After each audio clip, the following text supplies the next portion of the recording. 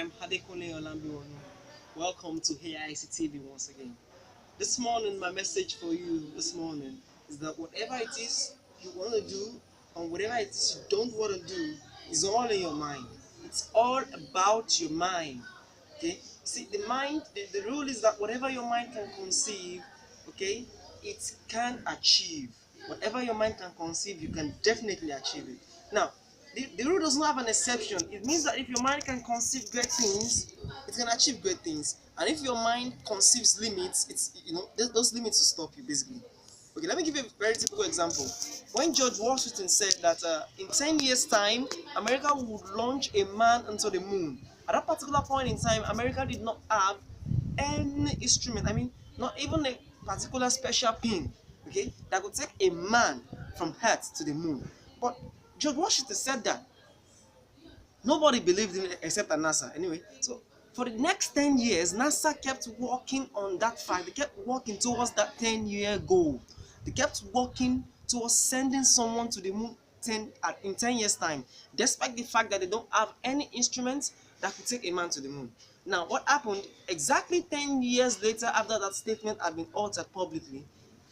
NASA sent a man. America launched a rocket into the space, and the first man to step on the moon was Neil Armstrong. Okay, so when they came out, they said one big step for man, one giant step for mankind. Now look at it, one giant step for mankind, because someone uttered a statement. Someone uttered a statement and it altered the history of mankind altogether. Now imagine if George had not uttered a statement. Now if George had been like, but we don't have instruments, then why should I say, is this not overconfidence? George would have been thinking, is this not overconfidence? Trust me, it's not. Because whatever your mind can conceive, it can definitely achieve. Okay? So sometimes or most times you want to do something and you find yourself stopping. It's not because your imaginative power is not in work, it's because your imaginative power is creating limits for you. You see, you can only go as far as you push yourself. So if you're thinking it's not going to be possible, it will never be possible. What you think miraculously, you may call it miracle, but for me it's not a miracle. Your thoughts are powerful enough to attract reality. So if all the time what you're thinking about is limits, if you keep limiting yourself, then something is definitely wrong somewhere. I know the feeling. Sometimes when I want to do something, I feel like I really can't do it. They said it's not possible.